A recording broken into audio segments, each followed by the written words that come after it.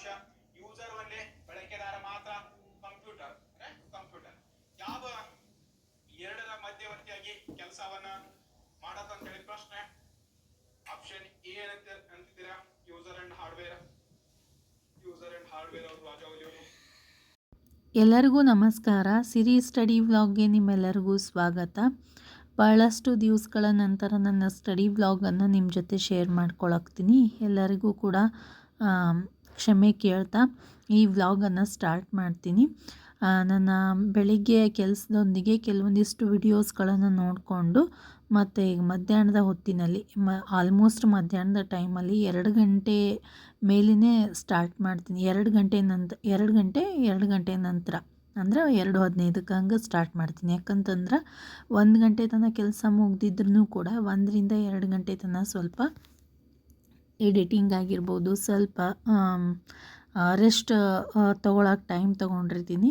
Continue ಆಗಿ ಕೆಲಸ ಮಾಡಿರ್ತೀನಲ್ಲ, ಹೀಗಾಗಿ ಸ್ವಲ್ಪ ರೆಸ್ಟ್ ತೊಗೊಂಡು ಜೊತೆಗೇ ಎಡಿಟಿಂಗ್ ಕೆಲಸ ಮುಗಿಸ್ಕೊಂಡು ಅದಾದಮೇಲೆ ನನ್ನ ಅಭ್ಯಾಸದ ರೊಟೀನನ್ನು ಸ್ಟಾರ್ಟ್ ಮಾಡ್ಕೋತೀನಿ. ಯಾವಾಗಲೂ ಮಧ್ಯಾಹ್ನದ ಟೈಮಲ್ಲಿ ಅಥವಾ ಯಾವಾಗ ನಾನು ಇವತ್ತು ಡೈಲಿ ನನ್ನ ಅಭ್ಯಾಸವನ್ನು ಸ್ಟಾರ್ಟ್ ಮಾಡ್ತೀನಲ್ಲ, ಕುಂತು ಅಭ್ಯಾಸ ಮಾಡೋದು ಅಂದ್ರೆ ಕೆಲಸದೊಂದಿಗೆ ಅಲ್ಲ, ಅಭ್ಯಾಸಕ್ಕಂತಲೇ ಟೈಮ್ ಏನು ತಗೋತೀನಲ್ಲ ಸ್ಟಾರ್ಟ್ ಮಾಡಬೇಕಾದ್ರೆ ಮೊದಲಿಗೆ TETಗಾಗಿ ನಾನು ಮೊದಲು ಸೈಕಾಲಜಿ ಸ್ಟಾರ್ಟ್ ಮಾಡ್ಕೋತಿದ್ದೆ. ಬಟ್ ಈಗ ಸೈಕಾಲಜಿ ಆಲ್ಮೋಸ್ಟ್ ರೀಡ್ ಮಾಡೋದಾಗೈತಿ, ಜಸ್ಟ್ ರಿವಿಷನ್ ಅಲ್ಲ. ಈಗ ನಾವು ಮಾಡ್ತಾ ಇರೋದು CETಗೋಸ್ಕರ ಅಭ್ಯಾಸ ಸ್ಟಾರ್ಟ್ ಮಾಡ್ಕೊಂಡಿವಿ. PSTR CETಗಾಗಿ ನಾನು ನನ್ನ ಸ್ಟಡಿಯನ್ನು ಸ್ಟಾರ್ಟ್ ಮಾಡ್ಕೊಂಡಿನಲ್ಲ. ಯಾಕಂದರೆ ಬಹಳಷ್ಟು ಜನಕ್ಕೆ ಹೊಸದಾಗಿ ನೋಡ್ತಿರ್ತಾರೆ ವ್ಲಾಗ್ಸ್, ಅವ್ರಿಗೆಲ್ಲ ಗೊತ್ತಿರಲ್ಲ. ಅದಕ್ಕೋಸ್ಕರ ನಾನು PSTR CETಗೆ ಪ್ರಿಪೇರ್ ಆಗ್ತೀನಿ. ಅದಕ್ಕೋಸ್ಕರ ಕಂಪ್ಯೂಟರ್ ಅಭ್ಯಾಸವನ್ನು ಸ್ಟಾರ್ಟ್ ಮಾಡ್ಕೋತೀನಿ ಯಾವಾಗಲೂ ಫಸ್ಟಿಗೆ. ನನ್ನ ಕೆಲಸದೊಂದಿಗೆ ಸೈಕಾಲಜಿ ಆಗಿರ್ಬೋದು, ಸೈನ್ಸ್ ಅಥವಾ ಸೋಷಿಯಲ್ ಸೈನ್ಸ್ ಈ ಥರದ ರಿವಿಷನ್ ವಿಡಿಯೋಸ್ಗಳನ್ನು ನೋಡ್ತಿರ್ತೀನಿ. ಅದರಿಂದ ಏನಾಗ್ತೈತಿ, ರಿವಿಷನ್ಗೋಸ್ಕರ ಎಕ್ಸ್ಟ್ರಾ ಟೈಮ್ ಕೊಡಬೇಕು ಅಂತ ಇರೋಂಗಿಲ್ಲ. ನಮ್ಮ ಕೆಲಸದ ಜೊತೆಗೆ ರಿವಿಷನ್ ಕೂಡ ಮುಗಿದ್ಬಿಡ್ತೈತಿ. ಇಲ್ಲ ಕೆಲವೊಂದಿಷ್ಟು ಸರ್ತಿ ಏನು ಮಾಡ್ತೀನಿ, ಈಗ ಕಂಪ್ಯೂಟರ್ ಆಗಿರ್ಬೋದು ಅಥವಾ ಸೈನ್ಸ್ ಯಾವುದಾದ್ರೂ ವಿಡಿಯೋಸ್ಗಳನ್ನು ನಾನು ನೆಕ್ಸ್ಟ್ ಇವತ್ತು ಮಧ್ಯಾಹ್ನ ಅಭ್ಯಾಸ ಮಾಡಬೇಕು ಅಂದ್ಕೊಂಡಿರ್ತೀನಲ್ಲ, ಆ ಟಾಪಿಕ್ಸ್ಗಳನ್ನೇ ಆಲ್ರೆಡಿ ಮೊದಲಿಗೆ ಒಂದು ಸರ್ತಿ ನೋಡ್ಕೊಂಬಿಡ್ತೀನಿ. ಕೆಲಸ ಮಾಡ್ತಾನೆ ಅದನ್ನು ಮಧ್ಯಾಹ್ನದ ಟೈಮಲ್ಲಿ ಮತ್ತೊಮ್ಮೆ ಆ ವಿಡಿಯೋವನ್ನು ನೋಡಿಕೊಂಡು ನೋಟ್ಸ್ ಮಾಡಬೇಕಿತ್ತು ಅಂದರೆ ಮಾಡ್ಕೋತೀನಿ, ಇಲ್ಲ ಜಸ್ಟ್ ವಿಡಿಯೋ ನೋಡಿಕೊಂಡು ಪರ್ಫೆಕ್ಟ್ ಮಾಡ್ಕೋತೀನಿ. ಈ ರೀತಿ ಒಂದೊಂದು ಸರ್ತಿ ಬೇರೆ ಏನು ಹೊಸದಾಗಿ ಓದಬೇಕು ಅಂತ ಅನ್ನಿಸ್ತಿರ್ತೈತಲ್ಲ, ಆ ಟೈಮಲ್ಲಿ ಇವತ್ತು ಮಧ್ಯಾಹ್ನ ಯಾವುದು ಪ್ಲ್ಯಾನ್ ಹಾಕ್ಕೊಂಡಿರ್ತೀನಲ್ಲ ಓದಬೇಕು ಅಂಥೇಳಿ, ಅದನ್ನು ಬೆಳಗ್ಗೆನೇ ಅದೇ ವಿಡಿಯೋವನ್ನು ನಾನು ಒಂದು ಸರ್ತಿ ನೋಡ್ಕೊಂಬಿಡ್ತೀನಿ. ಒಂದು 3ರಿಂದ 4 ವಿಡಿಯೋಸ್ಗಳು ನನ್ನ ಕೆಲಸದ ಜೊತೆಗೇ ಮುಗಿತಾವು. SR ಎಜುಕೇಷನ್ ಮ್ಯಾಮ್ ಅವ್ರದ್ದು ವಿಡಿಯೋಸ್ಗಳು ಆಲ್ಮೋಸ್ಟ್ 1 ಅವರ್ ತನಕನೇ ಅದಾವೆ. ಅಂದ್ರೆ 1 ಅವರ್ಗೆ ಒಂದು 10 ನಿಮಿಷ ಕಡಿಮೆ ಇರ್ಬೋದು. ಈಗ ಆಲ್ಮೋಸ್ಟ್ ಇರುವಂತಹ ಎಲ್ಲ ವಿಡಿಯೋಸ್ಗಳು ರೀಸೆಂಟಾಗಿರುವಂಥವು 1 ತಾಸಿನ ಮೇಲೇ ಅದಾವೆ. ಹೀಗಾಗಿ ಒಂದು 3ರಿಂದ 4 ವಿಡಿಯೋಸ್ಗಳು ನನ್ನ ಬೆಳಿಗ್ಗೆ ಕೆಲಸದಿಂದ ಅಂದ್ರೆ 8ರಿಂದ ಹಿಡ್ಕೋರಿ 8ರಿಂದ 12:30 ತನಕ ಆರಾಮಾಗಿ ನಾವು ಒಂದು 4 ವಿಡಿಯೋಸ್ಗಳನ್ನು ಫಾಸ್ಟ್ ಫಾರ್ವರ್ಡ್ ಅಂದ್ರೆ 1.5 ಸ್ಪೀಡ್ ಇಟ್ಟಿರ್ತೀನಿ. ಆ ರೀತಿಯಾಗಿ ಇಟ್ಕೊಂಡು ನನ್ನ ರಿವಿಷನ್ ಅಥವಾ ಹೊಸ ವಿಷಯ ಆಗಿರ್ಬೋದು ಈ ರೀತಿ ಓದ್ಕೋತೀನಿ. ಮತ್ತು ಬಹಳಷ್ಟು ಜನ ಕಮೆಂಟ್ ಮಾಡಿದ್ರಿ, ನಿಮ್ಮ ಮಕ್ಕಳಿಗೆ ಯಾರು ಅಭ್ಯಾಸ ಹೇಳ್ತಾರೆ ಅಂಥೇಳಿ. ಅವರು ಕೂಡ ನನ್ನ ಜೊತೆಯಲ್ಲಿನೇ ಕುಂತಿರ್ತಾರೆ. ಅವ್ರಿಗೆ ಏನಾರು ಪ್ರಾಬ್ಲಮ್ಸ್ ಇತ್ತಂದ್ರೆ ಕೇಳ್ತಾರೆ, ಅಲ್ಲೇ ಅವರಿಗೆ ಅಭ್ಯಾಸ ಹೇಳ್ಕೊತಾನೆ, ಏನಾದರೂ ಬೇಕಿತ್ತಂದ್ರೆ ತಿಳಿಸಿ ಹೇಳ್ಕೊತಾನೆ ನನ್ನ ಅಭ್ಯಾಸವನ್ನು ಮಾಡ್ತಿರ್ತೀನಿ. ಬಟ್ ಅವ್ರದ್ದು ವಿಡಿಯೋಸ್ಗಳನ್ನು ನನ್ನ ವ್ಲಾಗಲ್ಲಿ ಜಾಸ್ತಿ ತೊಗೊಂಡಿರಲ್ಲ, ಯಾಕಂದ್ರೆ ನೋಡೋರಿಗೆಲ್ಲ ಡಿಸ್ಟರ್ಬ್ ಆಗಬಾರ್ದು ಅಂಥೇಳಿ. ಯಾಕಂದರೆ 20 ಸರ್ತಿ ಎದ್ದೆದ್ದು ಹೋಗ್ತಿರ್ತಾರೆ, ನೋಡ್ತಾ ಇರ್ಬೋದು. ನಮ್ಮ ಮೈದನ ಮಗ ಒಂದು 3-4 ಸರ್ತಿ ಆದರೂ ಅಡ್ಡಾಡಿರ್ಬೇಕಂತೀನಿ ವಿಡಿಯೋದೊಳಗೆ. ಹೀಗಾಗಿ ನಾನು ನೋಡೋರಿಗೆ ಡಿಸ್ಟರ್ಬೆನ್ಸ್ ಅನಿಸ್ಬಾರ್ದು ಅಂಥೇಳಿ ಹೆಚ್ಚು ವಿಡಿಯೋ ಮಾಡ್ಕೊಳಕ್ಕೆ ಹೋಗಲ್ಲ. ಶಾಂತಿ ಇದ್ದಾಗ ವಿಡಿಯೋ ಮಾಡಿ ತೆಗೆದುಬಿಡ್ತೀನಿ. ಇದಕ್ಕಾಗಿಯೇ ನಾನು ಎಲ್ಲರಿಗೂ ಹೇಳೋದು, ಮಕ್ಕಳು ಇಲ್ಲದೆ ಇರೋ ಟೈಮಲ್ಲಿ ನಮ್ಮ ಅಭ್ಯಾಸವನ್ನು ಮುಗಿಸ್ಕೊಂಡಿರಬೇಕು. ಸ್ವಲ್ಪ ಕೆಲಸ ಪೆಂಡಿಂಗ್ ಇಟ್ಟರೂ ಕೂಡ ಅವರು ಇಲ್ಲದೆ ಇರೋ ಟೈಮಲ್ಲಿ ನಾವು ಬಡ ಅಭ್ಯಾಸ ಮಾಡಿ ಮುಗಿಸೋದು ಚಲೋ. ಯಾಕಂದ್ರೆ ಯಾವುದೇ ರೀತಿಯಾದ ಡಿಸ್ಟರ್ಬೆನ್ಸ್ ಇರಲ್ಲ, ಅಡ್ಡಾಡೋರು ಇರಲ್ಲ, ಮಾತಾಡೋರು ಇರಲ್ಲ. ನಾನು ಎಕ್ಸ್ಟ್ರಾ ಓವರ್ ನೈಟ್ ಕೂಡೋದನ್ನು ಇದಕ್ಕೆ. ಯಾರೂ ನಮ್ಗೆ ಏನು ಕೇಳು ಆ ಟೈಮಲ್ಲಿ ಯಾರು ನಮ್ಗೆ ಅದು ಕೊಡು ಇದು ಕೊಡು ಅಂತಲೂ ಕೇಳಲ್ಲ. ನಮ್ಮದು ಕೆಲಸ ಏನೂ ಇರಲ್ಲ. ಬೆಳಿಗ್ಗೆ ಟೈಮಲ್ಲಿ ಏನಾಗ್ಬಿಡ್ತೈತಿ, ತಲೆ ಒಳಗೆ ನಾನೀಗ ಅಡುಗೆ ಮಾಡಬೇಕು, ಈಗ ಕಸ ಹುಡುಗಬೇಕು, ಈಗ ಬಾಂಡೆ ತಿಕ್ಕಬೇಕು ಅಂತ ತಲೆ ಒಳಗೆ ಕೊರಿತಿರ್ತೈತಿ. ಆ ಟೈಮಲ್ಲಿನೂ ಒಂದೊಂದು ಸರ್ತಿ ಅಂದ್ರೆ ಅರ್ಜೆಂಟ್ ಏನಾರ ಎಲ್ಲಾರ ಹೋಗಬೇಕಾಗಿತ್ತು ಅಂತಂದ್ರೆ ಆ ಟೈಮಲ್ಲಿ ನಾವು ಅಭ್ಯಾಸ ಮಾಡಿ ಕೆಲಸ ಮಾಡ್ತೀವಿ ಅಂದ್ರೆ ಆಗಲ್ಲ. ಬೇಗ ಕೆಲಸ ಮುಗಿಸ್ಬೇಕು ಅನ್ನೋದು ತಲೆ ಒಳಗಿರ್ತೈತಿ. ಅದಕ್ಕೋಸ್ಕರ ನಾನು ಮಧ್ಯಾಹ್ನ ಒಂದು 2-3 ತಾಸು, ಸಂಜೆನ್ಯಾಗ ಒಂದು 2-3 ತಾಸು ಆಗ್ತೈತಿ ಆಲ್ಮೋಸ್ಟ್. ಮಧ್ಯಾಹ್ನ ಹೆಚ್ಚಿಗೆ ಇಲ್ಲ ಅಂದರೂ ಎಡಿಟಿಂಗ್ ಕೆಲಸ ಇತ್ತಂದ್ರೂ 2 ತಾಸು ಮಾಡ್ಕೋತೀನಿ. ಸಂಜೆನ್ಯಾಗ ಒಂದು 2-3 ತಾಸು, ಓವರ್ ನೈಟ್ 1-1.5 ತಾಸು ಆಗ್ತೈತಿ. ಒಂದು ಸ್ವಲ್ಪ ಎಲ್ಲಾದರೂ ಹೆಚ್ಚು ಕಡಿಮೆ ಆದ್ರೂ ಕೂಡ 4-5 ಗಂಟೆ ನನ್ನ ಮಿನಿಮಮ್ ಅಭ್ಯಾಸ ಇರ್ತೈತಿ. ಇದು ರಿವಿಷನ್ ಟೈಮನ್ನು ಬಿಟ್ಟು, ಅಂದರೆ ನನ್ನ ಕೆಲಸದ ಜೊತೆಗೆ ನಾನು ಏನು ಓದ್ತೀನಲ್ಲ ಅದನ್ನು ಬಿಟ್ಟು 4-5 ಗಂಟೆವರೆಗೂ ನಾನು ಅಭ್ಯಾಸ ಮಾಡ್ತೀನಿ. ಈ ರೀತಿಯಾಗಿ ಡೈಲಿ ನನ್ನ ರೊಟೀನನ್ನು ಇಟ್ಕೊಂಡೀನಿ. ಮತ್ತು ಭಾಳಷ್ಟು ಜನ ಟೆಲಿಗ್ರಾಮಲ್ಲೂ ಕೂಡ ಕಮೆಂಟ್ ಮಾಡಾಕ್ತಿದ್ರಿ, ಅದಕ್ಕೋಸ್ಕರ ರಿಪ್ಲೈ ಮಾಡಬೇಕಾಯ್ತು. ಮತ್ತು ಡೈಲಿ ಎಷ್ಟು ಸಬ್ಜೆಕ್ಟ್ಸ್ಗಳನ್ನ ಓದ್ಕೋತೀರಿ ಮತ್ತು ಡೈಲಿ ಒಂದೇ ಸಬ್ಜೆಕ್ಟ್ ಓದ್ಕೊಂಡ್ರೆ ಚಲೋನೋ, ಎಲ್ಲ ಸಬ್ಜೆಕ್ಟ್ಸ್ಗಳನ್ನು ಇಷ್ಟು ಅಂತ ಓದ್ಕೊಳ್ಳೋದು ಚಲೋನೋ ಅಂಥೇಳಿ ಭಾಳಷ್ಟು ಜನ ಕಮೆಂಟ್ ಮಾಡಾಕ್ತಿದ್ರು. ಅದಕ್ಕೂ ರಿಪ್ಲೈ ಮಾಡಿಬಿಡ್ತೀನಿ. ಅದು ನಿಮ್ಮ ಕಂಫರ್ಟ್ ಝೋನ್ ಪ್ರಕಾರ ಹೋಗ್ತೈತಿ. ಯಾಕಂದ್ರೆ ಒಬ್ಬೊಬ್ರಿಗೆ ಒಂದೇ ವಿಷಯ ಓದ್ಕೋತಾ ಹೋದರೆ ಇಂಟ್ರೆಸ್ಟ್ ಇರಲ್ಲ. ನನಗೆ ಒಂದೇ ವಿಷಯ ಇಂಟ್ರೆಸ್ಟ್ ಇಲ್ಲ ಅನಿಸ್ತೈತೆ. ಯಾಕಂದ್ರೆ ಸ್ವಲ್ಪ ನಾನು ಮಧ್ಯಾಹ್ನ ಇದನ್ನು ಮುಗಿಸ್ಬೇಕು, ಸಂಜೆ ಟೈಮಲ್ಲಿ ಇದನ್ನು ಮುಗಿಸ್ಕೋಬೇಕು ಅಂದ್ಕೋತಿರ್ತೀನಿ. ಮಧ್ಯಾಹ್ನದ ಟೈಮಲ್ಲಿ ಆಲ್ಮೋಸ್ಟ್ ನಾನು ಕಂಪ್ಯೂಟ್ರಿಗಾಗಿ ನನ್ನ ಸಮಯವನ್ನು ತಗೊಳಾಕ್ತೀನಿ. ಅದು ಅಲ್ಲಿ ಅರೌಂಡ್ 2 ತಾಸು ಆಗಿರ್ತೈತಿ.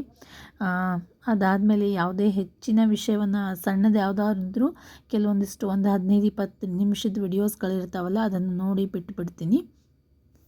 ಅಲ್ಲಿಗೆ ಒಂದು ಕಂಪ್ಯೂಟರ್ ವಿಡಿಯೋ ಮತ್ತು ಅದ್ರ ಜೊತೆಗೆ ಒಂದು ಯಾವುದಾದ್ರೂ ಸಣ್ಣ ವಿಡಿಯೋ ಕಂಪ್ಲೀಟ್ ಆಗಿಬಿಡ್ತೈತಿ. ಈಗ ನಾನು ನನ್ನ ಮಕ್ಕಳ ಜೊತೆಗೆ ನಾನು ಸೈಕಾಲಜಿ ಸಬ್ಜೆಕ್ಟನ್ನು ಓದ್ಕೊಳಾಗ್ತಿದ್ದೆ. ಸೆಕೆಂಡ್ ಲೆಸನ್ ಇನ್ನೂ ಕಂಪ್ಲೀಟ್ ಆಗಿಲ್ಲ. ಈ ವಿಡಿಯೋ ಮಾಡಬೇಕಾದ್ರೆ ಇನ್ನೂ ಕಂಪ್ಲೀಟ್ ಆಗಿರಲಿಲ್ಲ. ಅದೇ ಸ್ವಲ್ಪ ನಾನು ಲಾಸ್ಟ್ ವಿಡಿಯೋದೊಳಗೆ ನಿಮಗೆ ಹೇಳಿದ್ದೆ, ನನ್ನ ನಡುವೆ ಸ್ವಲ್ಪ ಅಭ್ಯಾಸ ಮಾಡೋಕ್ಕಾಗಿರಲಿಲ್ಲ. 3-4 ದಿವಸ ಮೂಡ್ ಆಫ್ ಆಗಿತ್ತು ಮತ್ತು ಮನೆ ಕೆಲಸನೂ ಅದ್ರ ಜೊತೆಗೆ ಇತ್ತು. 1-2 ದಿವಸ ಸ್ವಲ್ಪ ಹೊರಗಡೆ ಹೋಗಬೇಕಾಗಿತ್ತು ಮನೆ ಕೆಲಸದ ಸಲುವಾಗಿ. ಅಲ್ಲಿ 2 ದಿವಸ ಹೋಯಿತು. ಅದಾದಮೇಲೆ ಸ್ವಲ್ಪ ಇದೇನು 50% ಏನು ತಲೆಯಾಗಿ ತೊಗೊಂಡಿದ್ನಲ್ಲ ಅದ್ರ ಸಲುವಾಗೂ ಕೂಡ ಅಭ್ಯಾಸ ಆಗಲಿಲ್ಲ. ಹೀಗಾಗಿ ಒಂದು 4-5 ದಿವಸ ಗ್ಯಾಪ್ ಆಯಿತು. ಅದಕ್ಕೂ ಮುಂಚೆ ಮಾಡಿರುವಂತಹ ಅಭ್ಯಾಸದ ವಿಡಿಯೋದು. ಭಾಳಷ್ಟು ಜನ ನನ್ನ ಕುಟುಂಬದವರು ಕೇಳಾಗ್ತಿದ್ರಿ, ವ್ಲಾಗ್ಸ್ಗಳನ್ನು ಹಾಕಾಕತ್ತಿಲ್ಲ, ನಿಮ್ಗೆ ವ್ಲಾಗ್ಗೋಸ್ಕರ ವೆಯ್ಟ್ ಮಾಡಾಕ್ತೀನಿ ಅಂಥೇಳಿ. ಮತ್ತು ನನ್ನ ಫ್ಯಾಮಿಲಿ ಮೆಂಬರ್ಸ್ಗೆ ಮತ್ತೊಮ್ಮೆ ಎಲ್ಲರಿಗೂ ಕೂಡ ಧನ್ಯವಾದಗಳು. ಯಾಕಂತಂದ್ರೆ ನಾನು ಹಾಕಿರುವಂತಹ ಒಂದು ಕಮೆಂಟ್ಗೆ ಎಷ್ಟೋ ಜನ ನನ್ನನ್ನು ಕನ್ವಿನ್ಸ್ ಮಾಡೋದಕ್ಕೋಸ್ಕರ ಹಂಗಲ್ಲ ಮೇಡಮ್ ಹಿಂಗೈತ್ರಿ, ಓವರ್ ಆಲ್ ಐತೆ ಅಂಥೇಳಿ ಕನ್ವಿನ್ಸ್ ಮಾಡೋಕ್ಕೆ ಎಷ್ಟು ಪ್ರಯತ್ನ ಮಾಡಿದ್ರಿ. ಅದು ಐತಿ. GPTR ಪರೀಕ್ಷೆಯಲ್ಲಿ ಏನು C&R ರೂಲ್ ಬಿಟ್ಟಿದ್ರಲ್ಲ ಅದರಲ್ಲಿ ಐತಿ. ಅದು ನಮಗೂ ಕೂಡ ಅನ್ವಯ ಆಗ್ತದೆ ಅಂಥೇಳಿ ನಾನು 99% ಭರವಸೆ ಇಟ್ಕೊಂಡು ನಾನು ನನ್ನ ಅಭ್ಯಾಸವನ್ನು ಮತ್ತೆ ಸ್ಟಾರ್ಟ್ ಮಾಡ್ಕೊಂಡಿನಿ. ಆದರೂ ನನ್ನ ಮೂಡನ್ನು ಚೇಂಜ್ ಮಾಡ್ಕೊಳ್ಳೋದಕ್ಕೆ ನೀವೆಲ್ಲರೂ ಕೂಡ ಸಹಾಯ ಮಾಡಿದ್ರಿ. ತುಂಬ ಹೃದಯದ ಧನ್ಯವಾದಗಳು ನಿಮ್ಮೆಲ್ಲರಿಗೂ ಕೂಡ. ಇದೇ ರೀತಿ ಅಭ್ಯಾಸವನ್ನು ಕಂಟಿನ್ಯೂ ಮಾಡೋಣ. ನಮ್ಮ ಸತತ ಪ್ರಯತ್ನ ಇತ್ತು ಅಂತಂದರೆ ಅಲ್ಲಿ ಫಲ ಸಿಗ್ತದೆ ಅನ್ನುವಂತಹ ಒಂದು ಭರವಸೆ ಇಟ್ಕೊಂಡು ಅಭ್ಯಾಸವನ್ನು ಸ್ಟಾರ್ಟ್ ಮಾಡೋಣ. ನನ್ನಿಂದ ಎಷ್ಟೋ ಜನ ಮೋಟಿವೇಟ್ ಆಗಿ ಅಭ್ಯಾಸ ಮಾಡಾಕತ್ತೀವಿ ಮೇಡಮ್ ಅಂಥೇಳಿ ಬಹಳಷ್ಟು ಜನ ಕಮೆಂಟ್ ಮಾಡಾಗಿದ್ರಿ.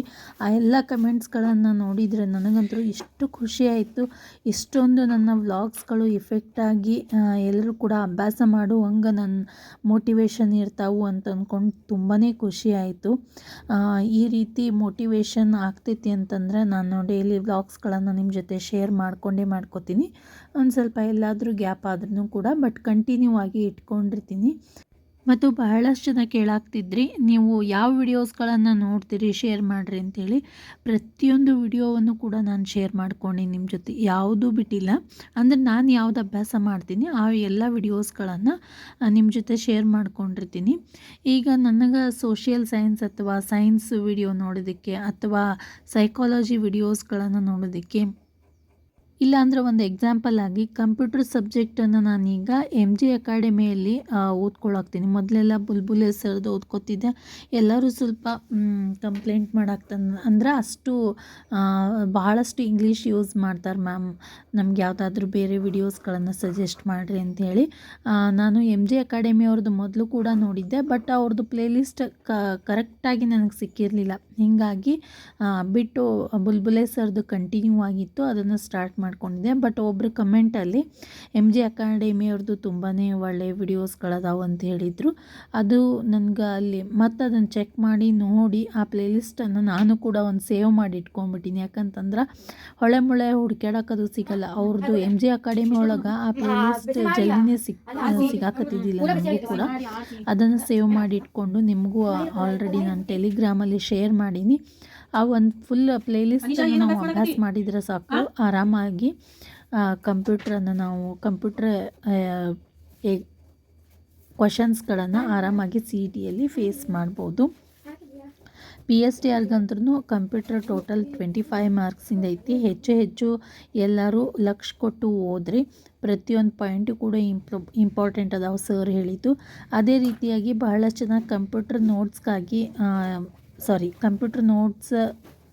ಕಂಪ್ಯೂಟರ್ ಬುಕ್ಕನ್ನು ಕೇಳಾಗ್ತಿದ್ರಿ. ನನ್ನ ಕಡೆ ಇರುವಂತಹ ಕಂಪ್ಯೂಟರ್ ಸಾಕ್ಷರತೆ ಅಂಥೇಳಿ ಆ ಬುಕ್ಕನ್ನು ಕೂಡ ಬುಕ್ದೇನು ವಿಡಿಯೋ ಮಾಡಿನಲ್ಲ ಅದರಲ್ಲೇ ಶೇರ್ ಮಾಡೀನಿ. ಅದು ನಂದಲ್ಲ, ಬಟ್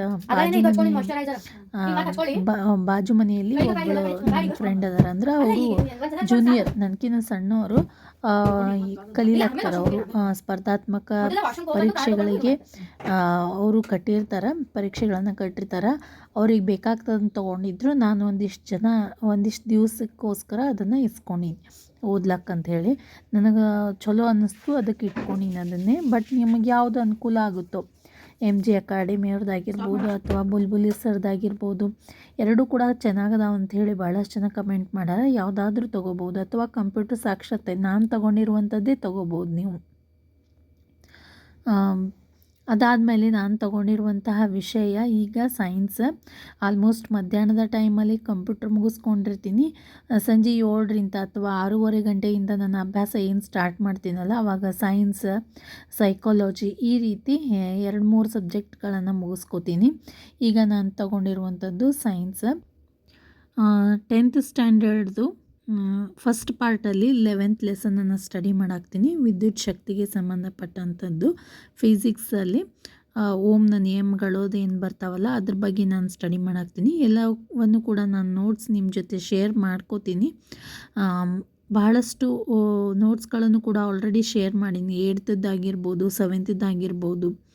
ಈಗ ಲಾಸ್ಟ್ 9th ಜಾಸ್ತಿ ಮಾಡ್ಕೊಂಡಿಲ್ಲ ಅನ್ನಿಸ್ತೈತಿ. ಯಾಕಂದ್ರೆ TETಯಲ್ಲಿ ಓದ್ಕೊಂಡಿದ್ನಲ್ಲ, ಅದನ್ನೇ ಕಂಟಿನ್ಯೂ ಮಾಡೋದು ಬೇಡ ಅಂಥೇಳಿ 10th ಸರಿಯಾಗಿ ಇನ್ನೂ ಓದ್ಕೊಂಡಿರಲಿಲ್ಲ.